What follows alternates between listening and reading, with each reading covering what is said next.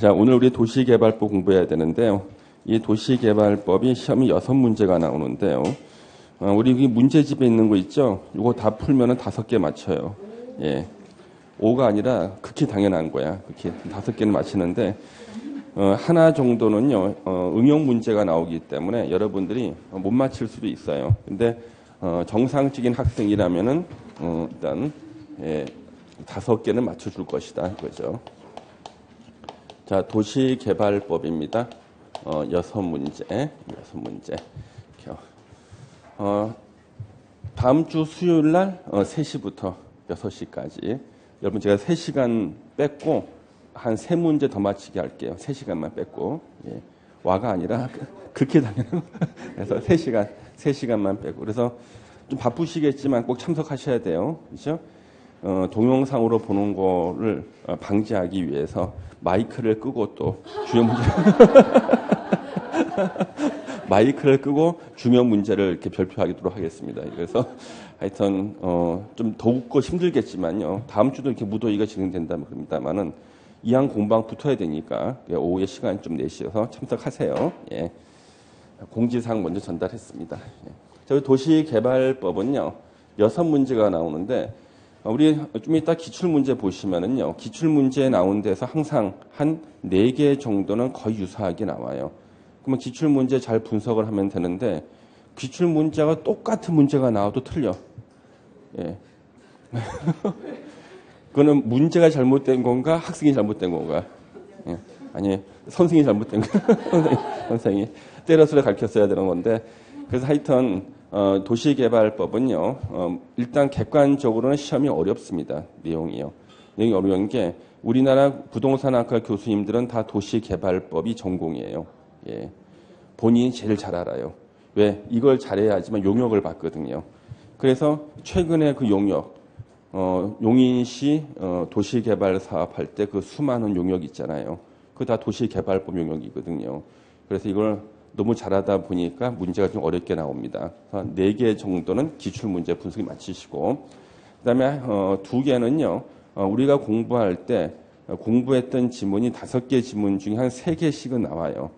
그러면 2개에서 하나 찍는 것이 한 2문제 정도 나오는데, 이것도 좀 지나고 나면은 정답이 이렇게 보입니다. 정상적인 학생이라면 정답이 보여요. 예. 그래서 도시개발법, 첫 번째 파트가 요 총칙 파트가 있고요. 두 번째 파트가 도시개발구역 지정 파트가 있습니다. 구역을 지정하는 파트. 그래서 이 도시개발 사업하는 대상 지역인 도시개발구역을 먼저 지정해 놓고 이제 사업이 진행되는데, 이 지정 파트가 보통 한 2문제 정도는 출제가 되고 있고요. 세 번째 파트, 이 세 번째 파트는 도시개발 사업 시행자하고 요 시행자가 작성하는 실시계획 파트예요. 시행자와 실시계획 파트. 네 번째는요, 사업 시행 방식이라는 게 있습니다. 사업 시행 방식. 그래서 수용 방식, 환지 방식, 혼용 방식, 사업 시행 방식이 있고요.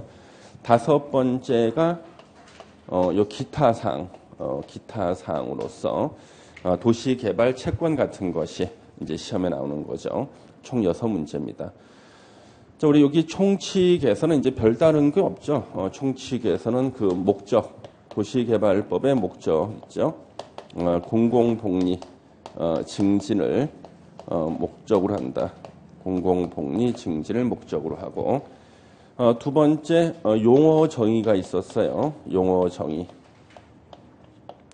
자, 요 용어 정의에는 딱 2개밖에 없었습니다.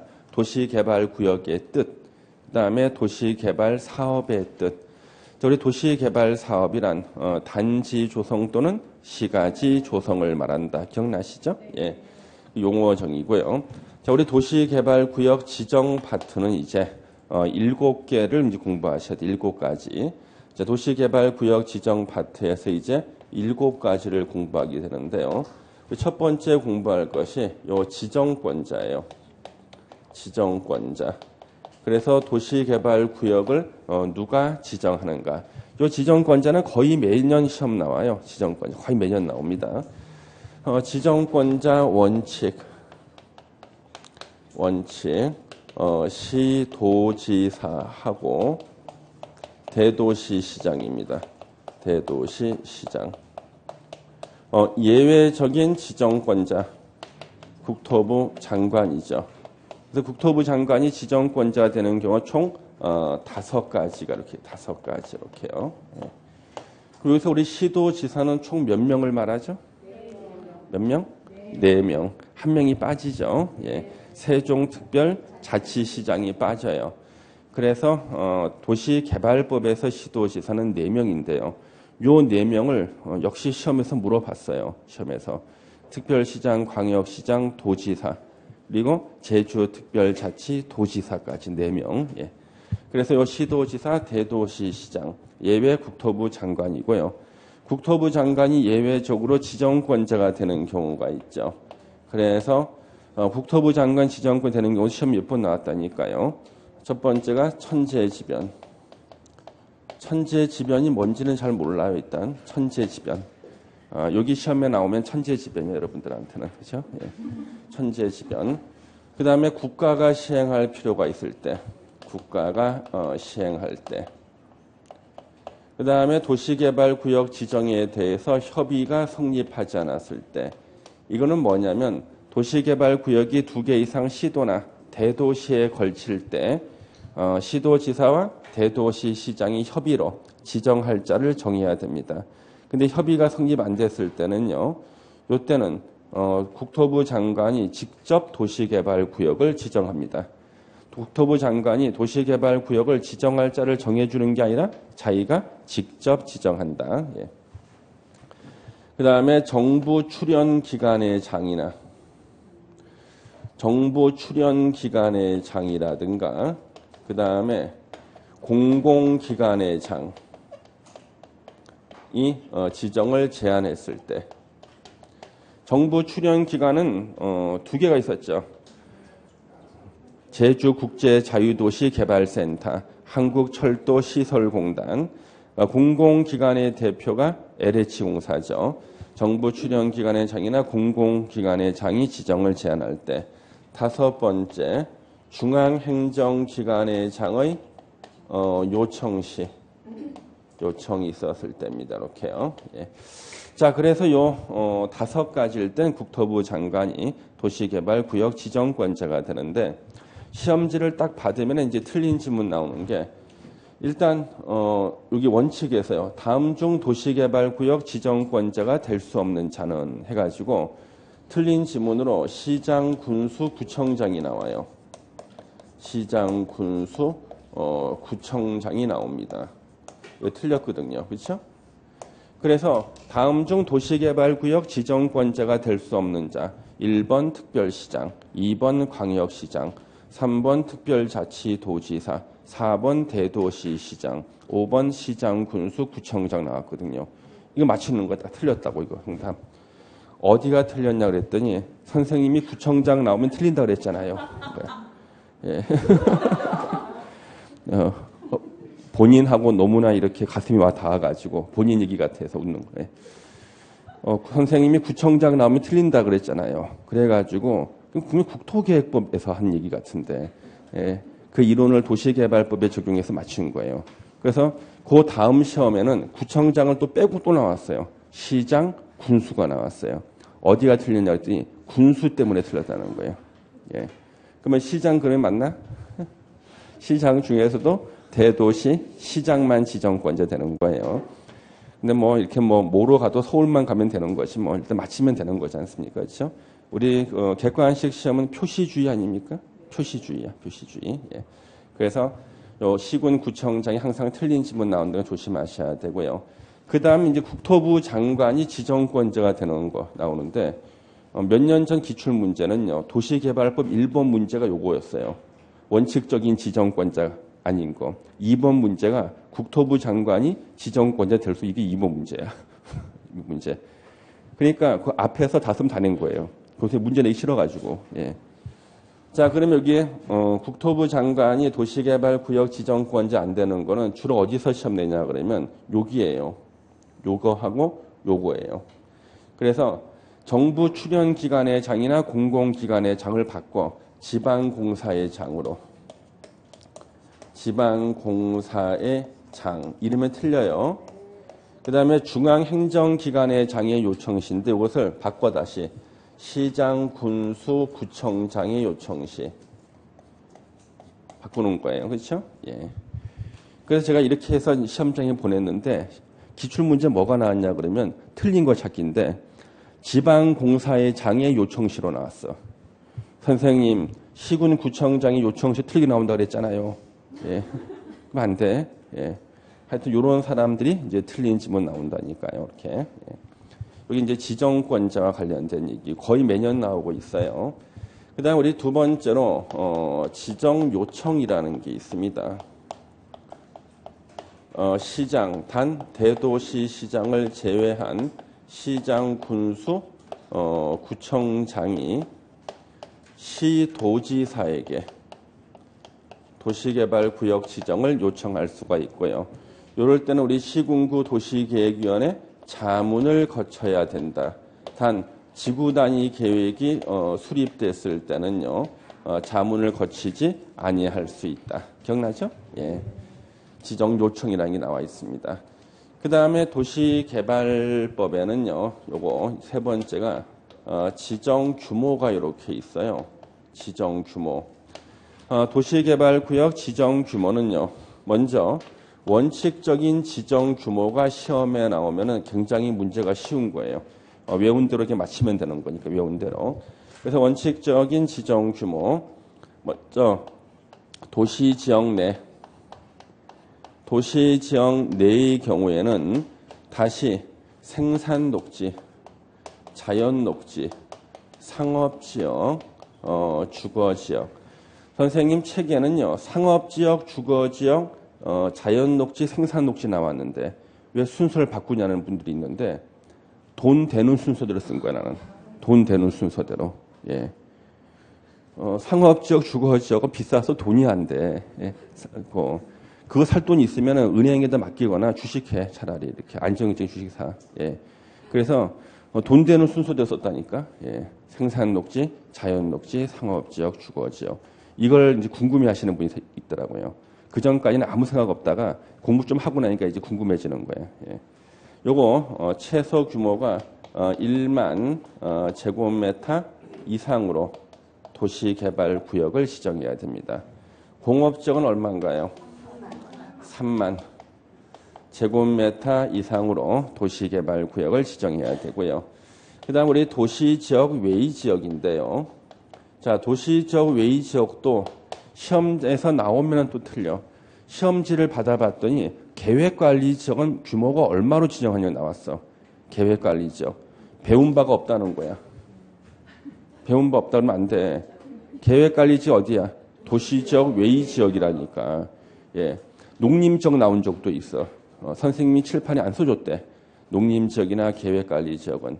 다 도시지역 외지역이기 때문에 다시 친절하게 써드려요. 관리, 농림, 자연환경 보전지역이라고 나올 수가 있고요. 관리지역 중에서 계획관리 나올 수도 있고 막 그래요. 예.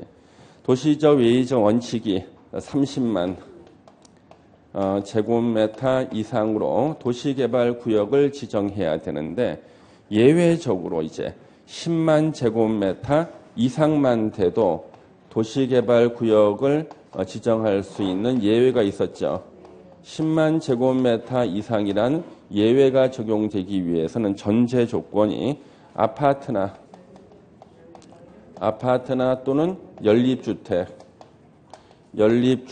건설 계획이 포함돼야 돼요. 이게 무슨 뜻이냐면요. 이 의미를 아셔야 되는데 아파트나 연립주택 건설 계획이 도시개발구역에 포함된다는 것은요. 거기는 공장이 그러니까 사람이 살 수 없는 시설이 안 들어선다는 얘기야. 도시개발 사업할 때요. 아파트나 연립주택 건설 계획이 포함된다는 것은 사람이 살기 힘든 있죠. 대규모 화학단지를 이건 들어서지 않는다는 거예요. 예. 그래서 아파트나 연립주택 건설 계획이 포함된다는 것은 그래도 사람 주거 기능이 갖춰져 있는 도시들이 생긴다는 거예요. 아예 처음부터 주거 기능 중심의 도시 개발 사업이든 아니면 주거와 상업이 복합되어 있든 하여튼 사람들이 대규모로 살 수 있는 그런 시설이 들어선다는 것은 사람들이 못 살게 만드는 그런 시설은 안 들어선다는 뜻이에요. 그래서 아파트나 연립주택 건설 계획이 포함된다. 이러면 대규모 화학공단이나 이런 것들 못 들어서는 거예요. 예.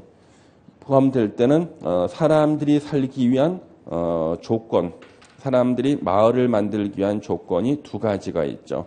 초등학교 용지학부, 초등학교 용지를 확보하고 그 다음에 4차로 이상 도로, 4차로 이상 도로를 설치할 때는요. 이럴 때는 10만 제곱미터 이상만 돼도 도시개발구역으로 지정할 수 있다. 예. 왜? 10만 이상만 돼도 충분히 주거 기능을 갖춘 도시개발 사업은 가능해. 예. 근데 원칙이 30만 이상이라 하는 이유는요. 공단도 들어서고 막 그러는 건데 요거는 주거 기능 중심이라는 뜻이기 때문에 10만 이상만 돼도 충분하다는 거예요. 이게 원칙적인 지정 규모예요. 근데 우리 원칙적인 지정 규모가 시험에 나오면은 이건 굉장히 쉬운 거거든. 그냥 외우면 되니까. 근데 문제는 이 예외가 어려워요.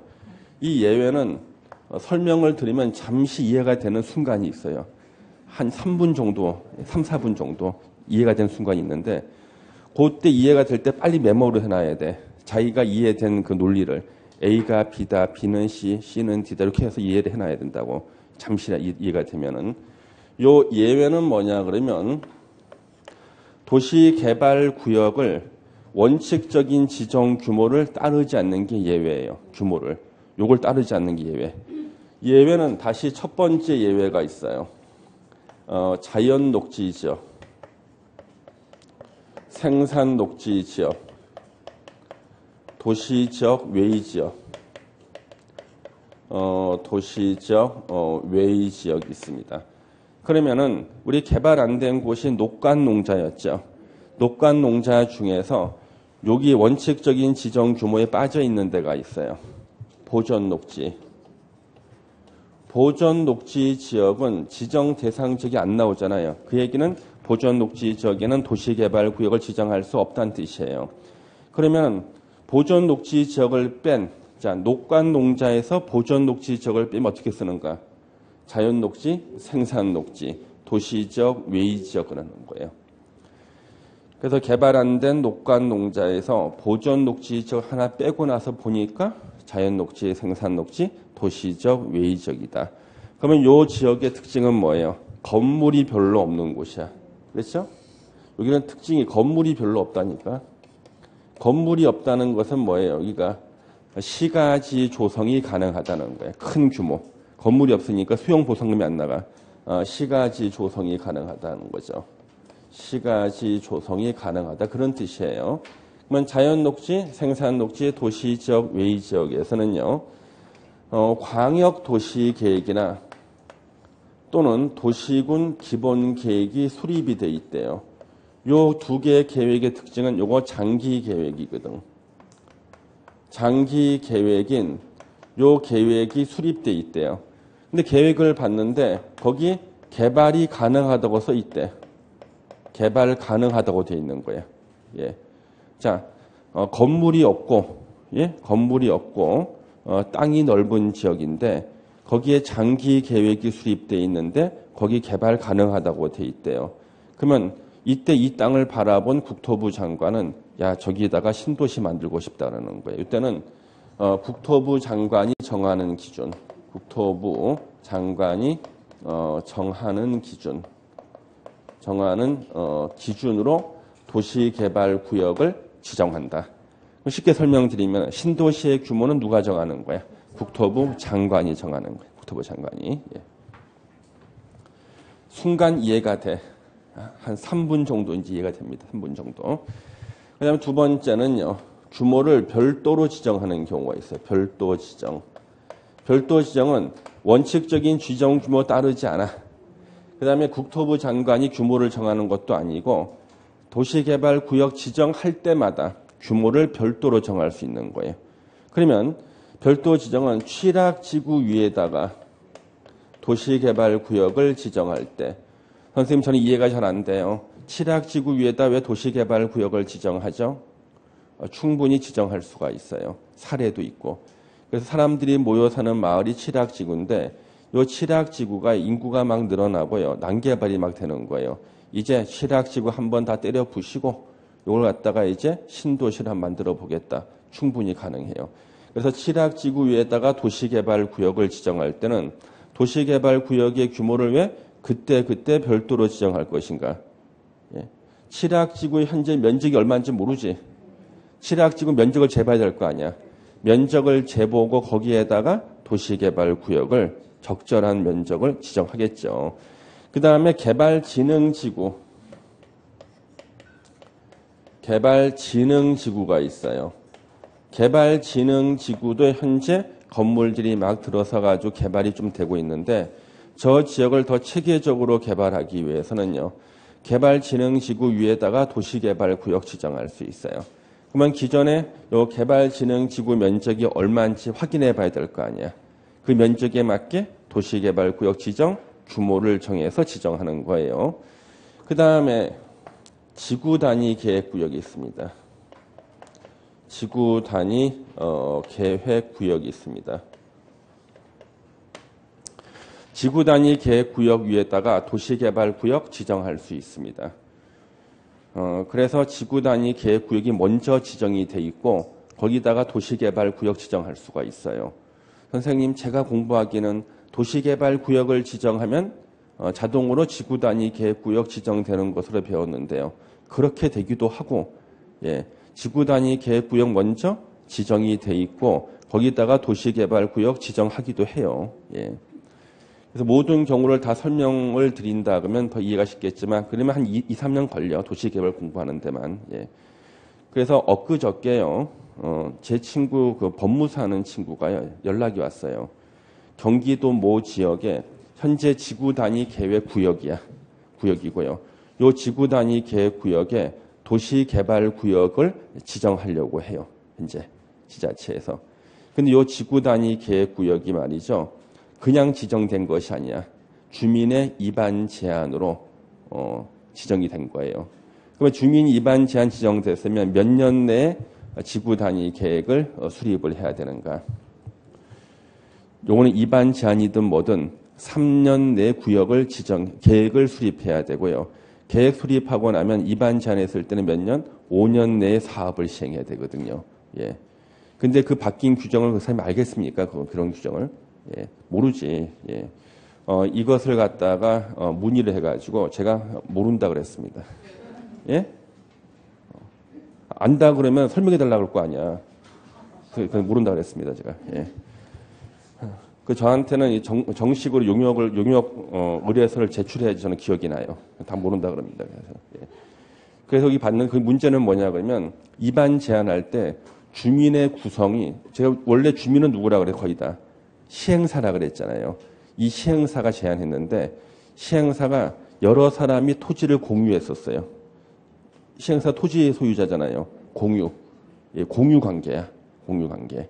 그랬을 때 몇 분의 몇 이것이 문제가 되는 겁니다. 그러니까 여러분들이 배운 것은 다 나오는데 단지 여러분들이 이해를 못할 뿐이야. 그런 것들 보면은요. 앞에 중개업하다 보면 잘 모르겠다고 저한테 연락 오시는 공인중개사들이 있어요. 예. 그러면 그분들께서 물어보는 거 있죠. 다 배웠던 거 학원에서. 예. 단지 기억이 안 날 뿐이야. 예. 그래서 여기 지구 단위 계획구역이 먼저 지정되어 있는 경우가 있어요. 여기다가 도시개발구역을 지정하는 경우가 있어요. 예. 그런 대개 지구 단위 계획구역이 먼저 지정되어 있으면 거의 보면은 주민이 입안을 제안했어. 건설회사가 입안 제안해서 도시개발구역 지정돼 있는데 그 건설회사가 사업을 제대로 못해. 그러면요 지자체가 나서가지고 도시개발 사업하겠다고 도시개발구역을 그 위에 지정할 수가 있다고요. 되게. 그럼 기존의 지구 단위 구역 면적이 얼마인가 살펴보고 그때 규모를 별도로 정할 수 있다. 그 다음에 혁신 도시하고 기업 도시가 있거든요. 이것을 우리는 국가 균형 발전을 위해서 지정하려는 지역 이렇게 줄여서 읽을 줄 알아야 돼. 국가균형발전지역. 뭐 혁신도시나 기업도시 어떤 기업이 내려올 줄 모르잖아. 그렇죠? 그래서 여기는 그 규모를 미리 정해놓을 수가 없어요. 그 기업 규모에 맞게 규모를 별도로 정하고 그 다음에 단 자연환경 보전 지역에는 국가균형 발전을 위해서 지정된 지역에 도시개발구역 지정을 할 수 없다. 이렇게요. 이거 또 부러졌네. 불길한데. 왜 떨어지지? 필이. 그래서 여기 그 예외적인 지정 규모는요, 잠시 들을 때만 이해가 돼요. 한 5분 정도 지속이 되는데, 5분 정도. 예. 자, 그 다음에, 지정 절차를 보겠습니다. 지정 절차. 요 지정 절차는 기초조사라는 거 있죠? 기초조사. 요건 임의적이에요. 기초조사 할 수 있다. 국토계획법에 나오는 기초조사는요, 하여야 한다였지. 할 수 있다. 요 끝나고 난 다음에 공람 하여야 한다. 공청회는 할 수 있다는데 단 면적이 100만 제곱미터 이상일 때는 공람 기간 끝나고 공청회를 개최하여야 한다. 이게 이제 의무가 되는 거죠. 의무. 예. 그다음 요 끝나고 나면 관계 행정기관의 장과 협의와 도시계획위원회 심의를 거쳐서 도시개발구역을 지정 고시하게 되는데 이때 요 협의는요. 면적이 100만 제곱미터 이상일 때는 누구하고 국토부 장관하고 협의를 해야 됩니다. 그렇죠? 국토부 장관과 협의를 해야 된다. 지정 절차고요. 그 다음에 5번째가 지정 효과가 생깁니다. 지정 효과. 도시개발구역 지정 효과. 자, 도시개발구역을 지정하면 그 지역은 도시지역으로 결정 고시가 의제가 돼요. 그래서 만약에 농림지역에다가 도시개발구역을 지정했다. 그 지역은 용도지역 변경 절차 없이 바로 용도지역이 도시지역으로 변경되는 거예요. 도시지역 결정 고시된 것으로 본다가 돼요. 그런데 이제 도시개발구역은 장차 대규모 건축이 일어날 예정지죠. 대규모 건축하면 생각나는 거. 지구단위 계획. 지구단위 계획구역으로 단위 계획 구역으로 결정 고시된 것으로 본다는데 요 두 가지 효과가 안 생기는 경우가 있습니다. 단 그 지역이 취락지구나 도시지역 외의 지역에 지정된 지구단위 계획 구역, 지구단위 계획 구역일 때는 그러하지 아니하다. 도시지역 되는 것도 아니고 지구단위 계획구역 되는 것도 아니다. 왜 이렇게 덥지? 강의실이 땀이 막 나네. 혹시 휴지 있어요? 휴지 같은 거? 남들이 보면 내가 열심히 강의해서 땀 흘린 줄 알겠네. 감사합니다. 땀이 이렇게 나네.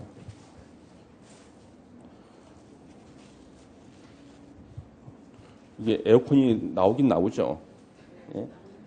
어떤 분은 춥다고 저기 담요 덮고 있네. 똑같은 온도인데도 어떤 사람은 이렇게 더워서 그러고 어떤 사람은 얼어 죽어요. 예. 이렇게 차이가 심하다니까. 예. 이쪽이 좀 덥구나, 여기가. 이쪽으로 빨리 쓰고 절로 가야겠다. 예. 자, 3번째 보겠습니다. 3번째. 이쪽이 더워, 여기가. 빨리 쓰고 가겠다. 절로 가야 되나, 절로. 예. 저기 시원했거든. 자, 우리 3번째로요. 지정 효과가 지형도면 고시의 특례가 생겨요. 지형도면 고시의 특례. 자, 이 지형도면 고시의 특례라는 것은 도시개발구역 안에서 도시군 관리 계획이 결정 고시가 되면 지형도면을 작성해서 고시를 해야 되는데 요 기간을 좀 늘려줘요. 사업 시행 기간 내 도시개발 사업 시행 기간 내에 지형도면 고시를 하면 돼. 4번째가 개발행위 허가제가 적용이 돼요. 개발행위 허가제. 그래서 도시개발구역으로 지정이 되면요. 그 도시개발구역은 장차 도시개발사업이 일어날 예정지죠. 그러면 도시개발사업에 저촉될 우려가 있는 행위를 하고자 할 때는 저촉되지 않는다는 허가를 받고야 되거든요. 그래서 도시개발구역 지정되면 그 구역 안에서는 개발행위 허가제가 적용이 된다. 이렇게 보시면 되죠. 그다음 우리 6번째로 봐야 될 게 이쪽에 이제 다시 6번째로 봐야 될 것이 개발계획이에요. 개발계획. 개발계획입니다. 요 개발계획은요, 우리 공식 명칭은 도시개발 사업계획이거든요. 이것을 약어로 이제 개발계획이라 부르고요. 요 개발계획은 몇 가지를 공부하셔야 돼요. 먼저 개발계획을 수립하는 수립권자가 누굴까? 수립권자, 지정권자예요. 도시개발구역을 지정한 바로 그 사람이 개발계획을 수립하는 수립권자가 되는 거죠. 그 다음에 개발계획을 수립하는 요 수립 순서가 이렇게 있습니다. 수립 순서. 그래서 원칙은 도시개발구역 지정과 개발계획 수립을 동시에 하는 게 원칙이에요. 원칙은 도시개발구역 지정, 구역 지정하고 개발계획 수립을 동시에 하는 게 원칙. 예외는요. 이 예외가 이제 시험 문제거든요. 도시개발구역을 먼저 지정하고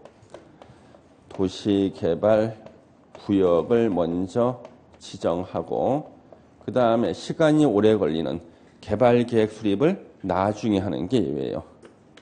개발계획 수립을 나중에 하는 게 예외다.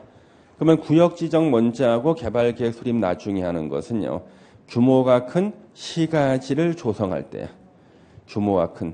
시간이 오래 걸리니까 시간 짧게 걸리는 구역 지정 먼저 하고 개발계획 수립 나중에 하겠다는 거예요.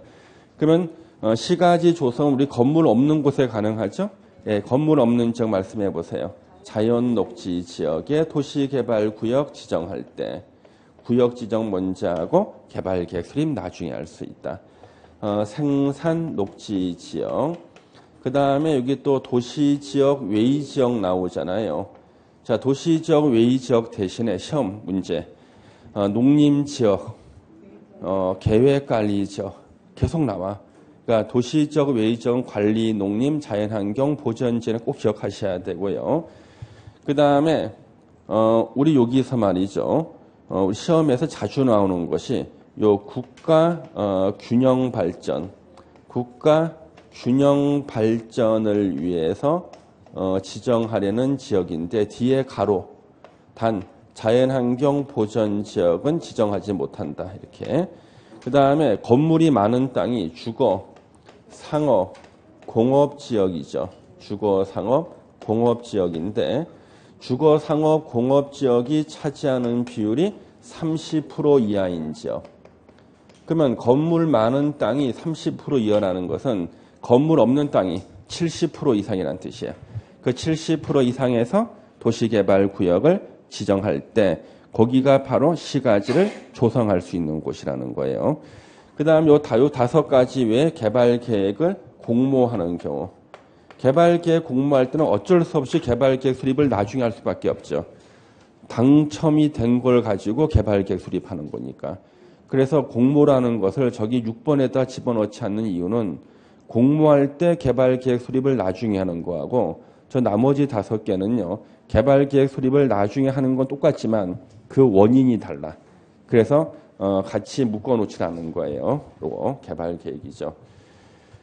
그 다음에 이제 여기 개발계획이 나올 때 수립 순서도 나오고 우리 칠판만 크면은 참 좋았을 텐데 그렇죠? 칠판만 딱 크면은 칠판 전체를 다 써놓고 공부하면 되는데 좀 작아요. 지우면 돼 이렇게. 예. 내가 쓴 거 지금 너무 아깝다 이거. 예? 예, 그렇죠? 예. 안타까워. 예, 지우려니까. 시험에 자주 나오는 이거 동의 요건이 나옵니다. 동의 요건. 이 동의 요건은 환지 방식으로 시행할 때 나오죠. 환지 방식으로 시행할 때 나옵니다.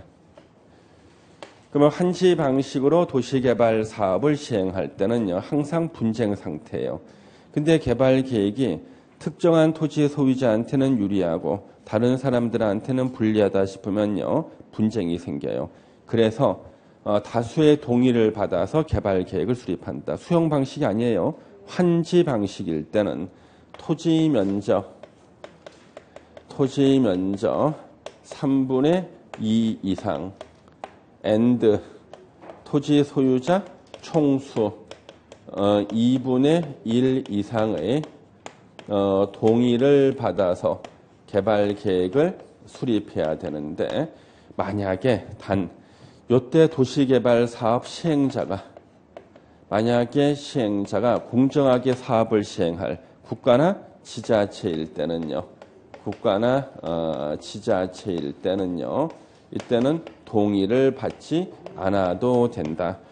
도시개발구역 전부를 환지 방식으로 할 때는요, 그때는 도시개발조합 총회에서 조합원 면적 3분의 2, 총수 2분 이상의 찬성을 받아서 제출하면 동의를 받은 것으로 본다. 예, 그런 것도 있죠.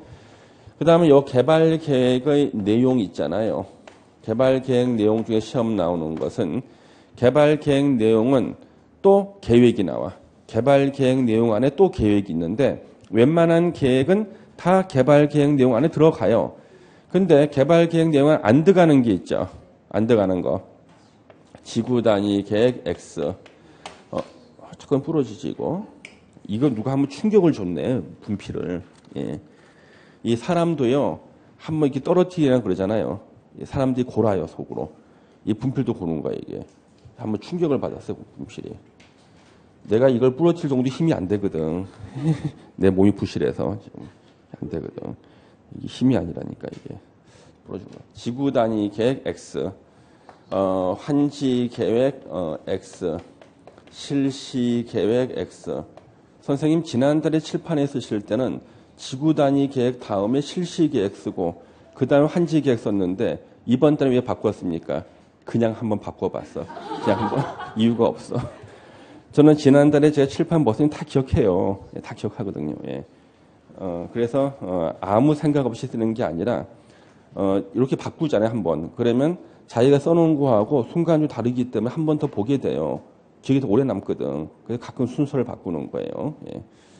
그 다음에 여기 내용에서는 지난달에 쓰지 않았던 거, 지난 쓰신 분들이 지금 필기 안 하고 있거든. 그래서 개발 계획 수립을 갖다가 나중에 개발 계획 내용에 나중에 포함시킬 수 있는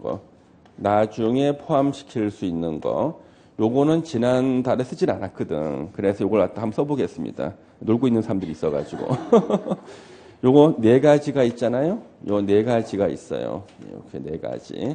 요거는 4가지가 다 시간이 오래 걸리는 거야. 오래 걸리는 거. 첫 번째가 도시개발구역 밖에 외의 지역에서 기반시설을 설치할 때 비용 부담에 관한 거 있었죠. 나중에 포함시킬 수 있다. 비용 부담. 두 번째가요, 수용 사용 대상이 되는 광어권, 어업권, 물의 사용에 관한 권리 등의 세부 목록도 시간이 오래 걸린다. 그 다음에 세입자 주거 안정 등을 위한 거, 세입자. 그 다음에 순환 개발 같은 거 있죠. 예. 단어만 기억해도 되죠, 그렇죠? 예, 단어만. 예. 나중에 포함시키는 거, 그렇죠? 예. 지난달에 칠판에 안 쓴 걸 한번 써봤습니다, 그냥 이번 달에. 예. 그 다음에 여기 개발 계획 같은 거는요, 그 지위가 나옵니다. 지위는 광역 도시 계획이나 도시군 기본 계획에 들어맞도록 해야 된다. 개발 계획 수립할 때는요. 그 다음 요 개발 계획에 대해서는요. 상호 기능이 조화되도록 수립하라는 말이 있어요. 기능 조화라는 말이 나옵니다. 요 이제 기능 조화라는 것이 330만 제곱미터 이상일 때는요. 개발 계획을 수립할 때요. 기능이 조화를 이루도록 노력. 기능 조화. 조화를 이루도록 노력하여야 한다죠. 이 개발 계획이고 마지막 도시개발구역 지정 파트에서 이제 7번째로 나오는 게요. 7번째가 지정 해제입니다. 지정 해제. 여기가 바람이 하나도 안 나오는 찬바람이 이쪽이. 예. 빨리 설명을 하고. 여기 해제는 소구표가 있죠. 해제는 소구표가 있어가지고 먼저 목적 사업이 달성이 됐을 때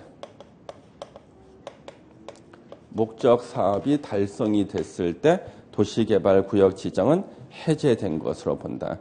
수용 방식일 때는 언제 달성됐는가? 공사 완료 공고일 다음 날. 공사 완료 공고일 다음 날에 도시개발구역 지정은 해제된 것으로 본다. 환지 방식일 때는 언제? 환지 처분 공고일 다음 날이죠. 환지 처분 공고일 다음 날에 도시개발구역 지정은 해제된 것으로 본다요. 그럼 이제 목적 사업 달성 불능일 때요.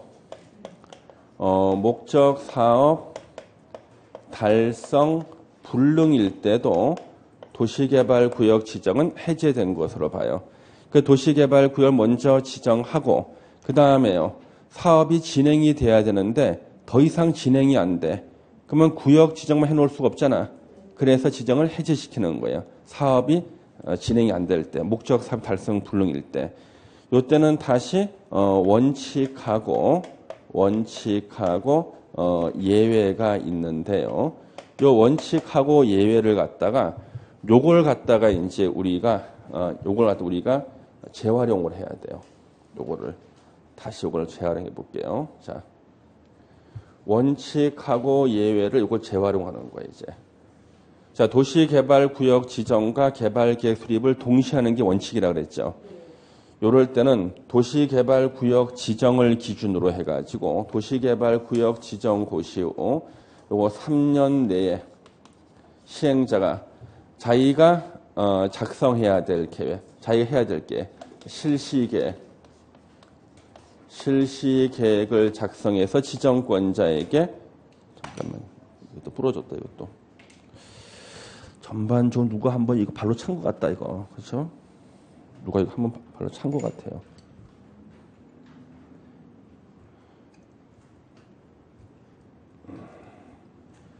실시계획 인가 신청을 해야 되는데 3년 내 인가 신청 안 했다. 그러면 더 이상 도시개발 사업할 마음이 없다고 봐서 3년이 되는 날에 다음 날에 도시개발구역 지정은 해제된 것으로 본다. 그다음 예외. 도시개발구역을 먼저 지정하고 개발계획 수립을 나중에 하는 경우 있죠. 요거는 공모할 때를 빼고 5개, 시가지 조성할 때만 나와. 이때는 2년 내에 개발계획 수립해야 돼. 안 했다. 그러면 더 이상 도시개발 사업을 할 마음이 없다고 봐서 2년이 되는 날에 다음 날에 도시개발구역 지정은 해제된 것으로 본다. 만약에 2년 내에 개발계획 수립했죠. 다시 3년 내에 실시계획 인가를 신청해야 돼. 안 했다 그러면 역시 또 3년이 되는 날에 다음 날에 도시개발구역 지정은 해제된 것으로 보는데 여기는 다 시가지 조성하는 경우잖아요. 본격적인 시가지 조성 규모 330만 제곱미터 이상일 때는요. 2년 대신에 5년, 3년 대신에 5년이 되는 것이다. 그 다음에 여기서 우리 목적 사업 달성 불능으로 해제가 될 때는요. 용도 지역이 환원돼. 도시지역 됐다가 종전 용도 지역으로 환원이 되고요. 지구 단위 계획구역은 폐지된 것으로 본다. 지구 단위 계획구역은 폐지된 것으로 봅니다. 예. 이렇게. 여기까지 도시개발구역 지정 파트거든요. 그래서 지금 우리 문제집 풀이할 때요. 제가 도시개발법을 갖다가 다시 꼼꼼하게 정리를 하는 이유가 시간이 남아서 그런 게 아니라 국토계획법까지는 모의고사를 보면 성적이 나와. 이상하게. 객관적인 난이도는 국토계획법이 더 높고 도시개발법 이유가 더 낮아요. 객관적인 난이도가. 근데 성적은 도시개발법부터가 안 나오는 거야. 왜? 항상 새로운 결심을 할 때마다 국토계획법까지만 하고 도시개발법 하려고 하다가 민법이나 개론, 중개법 이런 것들도 불안해서 다른 거 하다 보니까 또 이제 손을 놓고 또 이제 새로운 각오를 또 할 거 아니야. 예. 그러면 다시 또 공법책을 펴서 국토계획법까지만 공부하고 그러다 보니까 국토계획법은 난이도가 좀 높아도 문제를 맞히는데 도시개발법부터는 지금 성적이 좀 안 나와요. 학생들이 전반적으로. 그래서 도시개발법부터는요.